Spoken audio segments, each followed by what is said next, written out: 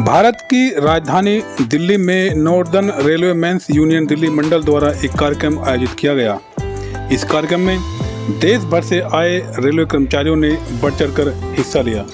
ये भीड़ इस बात की ताकीद कर रही है कि हॉल में खचाखच लोग भरे हुए हैं, यानी कि रेलवे के जो एम्प्लॉय हैं वो अपनी समस्याओं को लेकर चर्चा करने के लिए, अपनी बातों को लेकर चर्चा करने के लिए इस कार्यक्रम में सम्मिलित हुए हैं। इस कार्यक्रम के दौरान सभी ने स्टेज से अपनी अपनी बातें रखी और सब ने अपने अपने क्षेत्रों की रेलवे से जुड़ी समस्याओं को लेकर के, अपनी खुद की जुड़ी समस्याओं को लेकर रेलवे के कर्मचारियों ने अपनी बातें रखी, बातचीत की और ये सिलसिला लगभग दिन भर चला।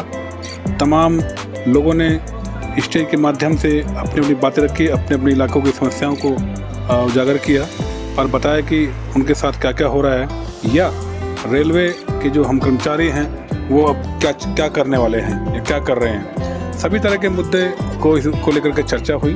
आपको बता दें, इस कार्यक्रम में रेलवे के जो संगठन हैं, चाहे AIRF हो, NRMU हो या डिवीजन लेवल के लोग हों, सभी ने स्टेज पर अपनी अपनी बातों को बड़े शिद्दत से रखा और अभी तक संगठनों द्वारा किए गए कार्यों की समीक्षा भी की कि संगठनों ने मिलकर के, चाहे वो AIRF हो, NRMU हो या और दूसरे संगठन जो इससे जुड़े हैं, उन्होंने अब तक क्या क्या कार्य किया, अपने कर्मचारियों के लिए क्या क्या लड़ाइयाँ लड़ी, उसको लेकर के तमाम बातें इस कार्यक्रम में रखी गई, स्टेज पर रखी गई और देर तक चले इस कार्यक्रम में लोगों ने बहुत ही शिद्दत से अपने जो वक्ता हैं, जिन वक्ताओं ने अपनी बातें स्टेज से रखी, उन सबको बड़ी ही शिद्दत से सुना, बड़े ही ध्यान से सुना।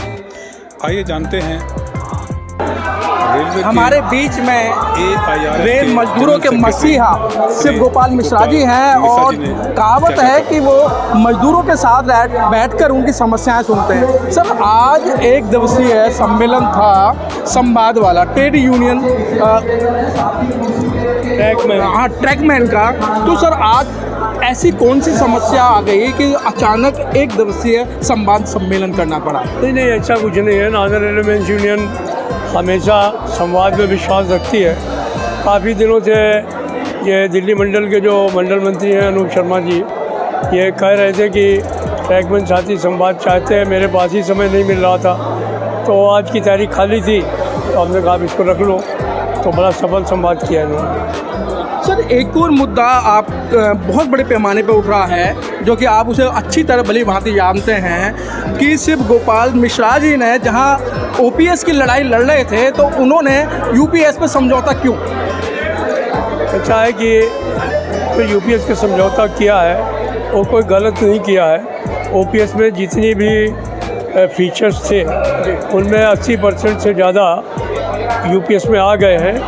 जो 10-15% बच्चे हैं उनको आने वाले भविष्य में करा देंगे, उनमें कोई बहुत बड़ी बात नहीं। सर, इलेक्शन बड़ी सिर पर है, सभी लोग जो है इलेक्शन मांगने की बात कर रहे हैं। सर, कहीं इलेक्शन का मसला तो नहीं रहा? नहीं, ये कोई इलेक्शन का मुद्दा नहीं है। इलेक्शन में रिजल्ट और वोट वो इस बात पर पड़ता है कि हमारे लोगों ने लोगों के बीच में रह करके किस तरीके से काम किया है। और पेंशन तो एक बहुत छोटा इशू है। जो ऑल इंडिया रेलवे फेडरेशन है वो रेल बचाने की बात करता है। आज अगर रेल बची हुई है तो वो ऑल इंडिया रेलवे फेडरेशन और नॉर्दर्न रेलवे मेंस यूनियन या हमारी जो संबंधित यूनियनें हैं उनकी जो है वो सतत संघर्ष की वजह से बची हुई है। सरकार जानती है कि अगर हम रेलों के स्वरूप को बदलेंगे या इसको जो है वो हम किसी और को सौंपने की बात करेंगे तो यही एक संगठन है जो पूरी ताकत से लड़ेगा। तो ये एक रेल बचाने की बात है। उनके करियर प्रोग्रेशन का सवाल है, उनकी वर्किंग कंडीशंस के सवाल हैं, उनकी लिविंग कंडीशंस के सवाल हैं, उनका परिवार का सवाल है, उनके भविष्य का सवाल है। ये सब अगर समग्र रूप से कोई देखता है तो वो ऑल इंडिया रेलवे फेडरेशन उससे संबंधित यूनियन नहीं है। सर, सरकार तो जानती है कि अगर शिव गोपाल मिश्रा ने एक बार चौराहे पे इनकलाब का नारा दे दिया तो सरकार की तो चूल्हे वैसे ही हिल जाती हैं। हम तो सरकार को कभी भी चूल्हे उनकी हिलाने की बात नहीं करते हैं। हम तो सिर्फ उनकी ये चाहते हैं कि वो हमारे जो कर्मचारी हैं जो 24/7 काम करते हैं, हर मौसम में काम करते हैं, हर समय अपनी जान दे कर के काम करते हैं। 400-500 लोग हर साल अपनी शहादत देते हैं, तो उनकी कुर्बानियों को समझें, उनकी शहादत को समझें, और जो उनकी परेशानियां हैं, जो उनकी प्रॉब्लम्स हैं, उनको अपने आप ही हल कर दें, तो हम तो सरकार को बधाई देंगे। लेकिन हाँ, ये ज़रूर है कि अगर सरकार हमारी बात नहीं मानेगी और हमारे कर्मचारियों के विपरीत कुछ काम करेगी, तो हम निश्चित तौर पर उस पर पूरी ताकत से लड़ने का काम करेंगे। इस कार्यक्रम में रेलवे के ट्रैकमैन को लेकर के भी बहुत सारी चर्चा की गई।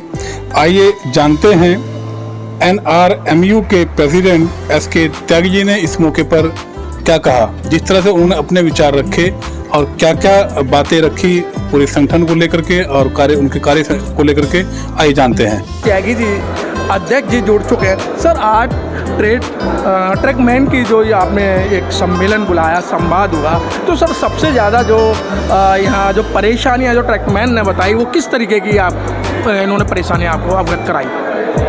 देखिए, परेशानी तो ट्रैक मेंटेनेंस को काफ़ी है, चूँकि जो ट्रैक मेंटेनेंस का काम है वो सबसे कठिन काम है। कठिन काम इसलिए है कि जो भारतीय रेल में गाड़ियों की स्पीड बढ़ाई जा रही है, भारतीय रेल में लंबी लंबी मालगाड़ियाँ चलाने का प्रोग्राम चल रहा है। भारतीय रेल जो है वो दिनों दिन मॉडर्नाइजेशन की तरफ बढ़ना चाहती है, तो पटरियों का रखरखाव उसमें सबसे महत्वपूर्ण है। और पटरियों का रखरखाव करने के लिए जो भी साधन और सुविधाएं मिलनी चाहिए ट्रैक मेंटेनेंस को, तो अभी मिलने में उसमें काफ़ी देर है। अभी उनको वो सुविधाएं और वो साधन नहीं मुहैया कराए जा सके हैं जो उनके पास होने चाहिए।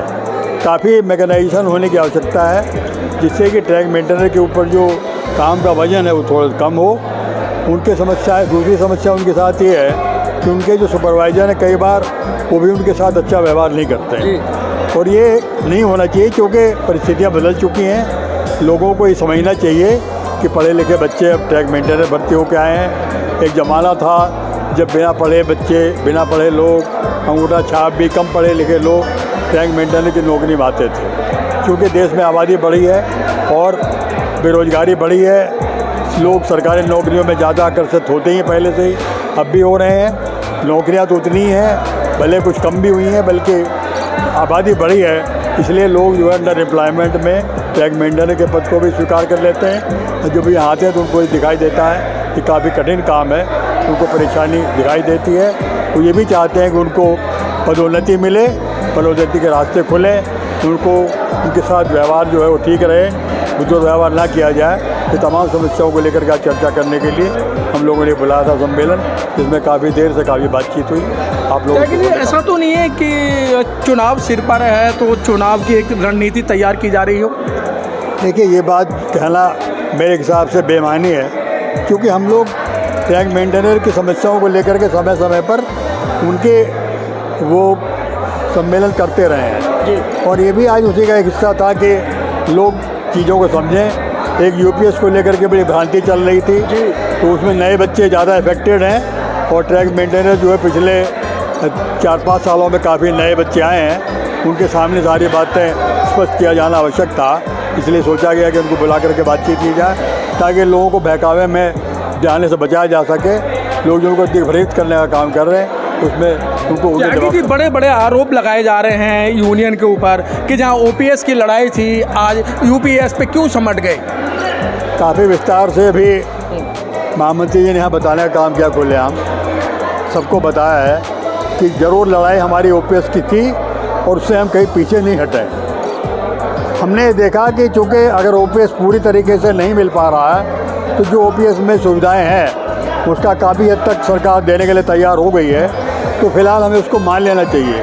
हम खाली जीत पर अड़े रह करके और संघर्ष के लिए की बात करते रहें, OPS भी ना मिल पाए, जो उसमें सुविधाएं वो भी ना मिल पाएँ, तो कोई समझदारी की बात नहीं है। समझदार ट्रेड यूनियन इस बात का ध्यान रखता है कि जो मिल रहा है अच्छा, उसको ले लेने का काम करे, और जो आगे बचता है उसके लिए आगे संघर्ष करके उसको हासिल करने का काम करे। इसीलिए इसको हम लोगों ने लेकर काम किया, और OPS में और भी जो भी कुछ सुविधाएं हैं जो नहीं मिल पाए, उसको आगे हम लोग लड़ करके संघर्ष करके लेने का काम करेंगे। रेलवे ट्रैकमैन के अलावा भी इस कार्यक्रम में बहुत सारी बातों को लेकर के चर्चा की गई। हालांकि चुनाव भी नज़दीक हैं, कुछ बातें ऐसी भी की गई कि चुनाव को लेकर के भी चर्चा की गई, और ये बात तय की गई कि आने वाले वक्त में चुनाव कैसे लड़ा जाएगा और उसको लेकर के क्या क्या तैयारियां करनी है। इस कार्यक्रम में आपको बता दें, अनूप शर्मा जो दिल्ली डिवीजन के सेक्रेटरी हैं, उन्होंने भी हमारे इस मौके साथ पर हैं अपनी बातें रखी। अनूप शर्मा जी, जो कि बहुत दिनों से, बरसों से मजदूरों की सेवा कर रहे हैं, और सेवा ही नहीं, जहां मजदूरों की समस्या होती है उनके बीच में जाके उनकी समस्या सुनी जाती है। जैसे कि अभी आपने देखा, सभी ट्रकमैन ने अपनी अपनी समस्या का बताया और उसके समाधान के लिए बड़े पैमाने पर काम किया। सर, आज ऐसा क्या मौका मिला आपको कि आपने सभी ट्रक यूनियन ट्रक कर्मचारियों को यहाँ बुलाया?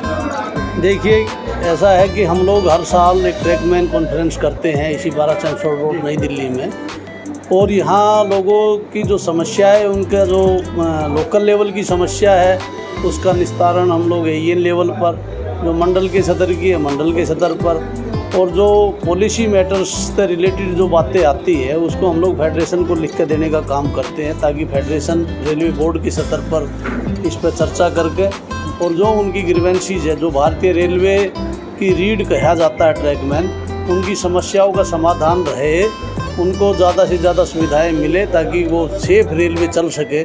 इसलिए हम लोग हर साल ये जो ट्रैकमैन कॉन्फ्रेंस है उसको आयोजित करने का काम करते हैं। सर, जैसे ये अभी यहाँ ट्रैक्समैन थे बहुत सारे, तो उन्होंने अपनी एक क्या क्या सार्वजनिक समस्याओं को आपके सामने रखा है? देखिए, उसमें कुछ मुद्दे उनके जो मेन है, उसमें एक तो एलडीसी का मुद्दा है। तमाम लोगों की ये, जब उस क्वालिफ़िकेशन के लोग रेलवे के अंदर आए हुए हैं, दूसरे विभागों में जाने के लिए दूसरे लोगों को मौका मिल रहा है, इन लोगों को अभी तक वो मौका नहीं मिल पा रहा है। एक, इन लोगों को ये 4 ग्रेड स्ट्रक्चर एआरएफ ने दिलवाने का काम किया, लेकिन उसमें 4200 अभी छूटा हुआ है। तो इन लोगों को भी, जैसे हमारा तमाम तकनीकी स्टाफ है उसको मास्टर क्राफ्टमैन का पद सर्जित किया हुआ है, इन लोगों को भी मास्टर क्राफ्टमैन के पद तक पहुँचे हैं। ये एटलीस्ट 4200 तक तो सभी लोग पहुँचे ही पहुँचे। इन लोगों का जो क्या बोलते हैं, उसका जो वर्दी भत्ता है उसमें बढ़ोतरी हो, क्योंकि सबसे ज़्यादा गंदगी में काम यही लोग करते हैं, और इनका सबसे कम जो वर्दी भत्ता है वो है। तो ये तमाम विषय है, इनको हम लोग। शर्मा जी, देखा गया है कि जो अभी यहाँ जैसे पता लगा, ट्रक इसमें कर्मचारी जो हैं एमएससी, एमटेक, बीटेक, जो कि उन्हें एक नई रिसर्च करनी चाहिए थी, वो आज 4th क्लास के कर्मचारी करने के लिए मजबूर हैं। तो उनके जो एजुकेशन पे जो प्रमोशन दी जानी चाहिए, वो प्रावधान है क्या? देखिए, ऐसा है कि ये तो देश का दुर्भाग्य कहा जाएगा कि अभी हमारे यहाँ प्रोविज़न है 20% जो एलडीसी है उसको जेई में जाने के लिए, वो प्रोविज़न है, और अभी 20% आईक्यू कोटा हुआ है। उसमें लगभग जो आईक्यू कोटा हुआ है उसमें 789 बच्चे उस जेई के एग्ज़ाम में बैठे हैं 17 वैकेंसी के अगेंस्ट में। तो आप इससे अंदाज़ा लगा सकते हैं कि उनका जो आईक्यू लेवल है वो क्या है। परंतु दुर्भाग्य से, क्योंकि देश की परिस्थितियाँ ऐसी है, रोज़गार उनको उनकी एजुकेशन के हिसाब से मिल नहीं रहे हैं, तो वो लोग भारतीय रेलवे के ग्रुप डी का जो ख़ास तौर से ट्रैकमैन का काम है, जो उन लोगों को मिला है उसको ज्वाइन किए हुए। उनको अपने देश को भी देखना है, अपने परिवार को देखना, अपने समाज को देखना है, तो उनको कुछ ना से, क्योंकि एक सरकारी नौकरी का एक क्रेज भी होता है व्यक्ति के अंदर कि यहाँ हम लोगों को सोशल सिक्योरिटी मिलने का काम होगा, हम लोगों का। आप अगर इसको देखेंगे तो समाज के अंदर सरकारी सेक्टर का एक बड़ा विशेष महत्व है, इसलिए तमाम लोगों ने ज्वाइन किया।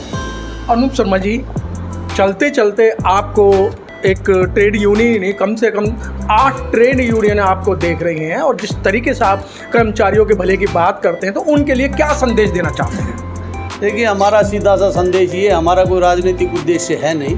हम लोग all India railway men's federation, northern railway men's union, सीधे तौर पर कर्मचारियों के द्वारा चुने हुए लोग हैं, और कर्मचारी ही इसको चलाने का काम करते हैं। मैं खुद रेलवे कर्मचारी हूँ और तमाम लोग रेलवे कर्मचारी है, इसलिए हम लोगों को राजनीतिक उद्देश्य नहीं। हमारा केवल उद्देश्य ये है कि जो हमारा वर्किंग क्लास है, जो हमारा कर्मचारी साथी है, उसके लिए हम जितनी भी ज़्यादा कोशिश करें, जो उसको सुविधाएं दिला पाएँ, उसके सुविधाओं के साथ साथ बेहतर रेल का संचालन सुनिश्चित कर सकें, क्योंकि रेल चलेगी तो सभी का हित है। अगर जब रेलवे सुरक्षित नहीं चल पाएगी, रेलवे ही नहीं रहेगी, तो किसी का कोई वजूद रहने वाला नहीं है। हम लोगों का एक ये भी मोटो है कि सुरक्षित रेल, सेफ देश, और तमाम हमारा कर्मचारी है उसकी जो जायज़ मांगे हैं उनका समय पर समाधान हो, यही प्रयास हम लोग करते हैं। All India railway men's federation, northern railway men's union की यही एक सोच है। खैर, northern railway men's union Delhi मंडल द्वारा आयोजित मंडलीय ट्रैक मेंटेनेंस के संवाद के इस कार्यक्रम में बहुत सारी बातें उजागर हुई थी। अब देखने वाली बात होगी कि आने वाले वक्त में चुनाव में इसका क्या असर पड़ेगा, ये तो आने वाला वक्त ही बताएगा।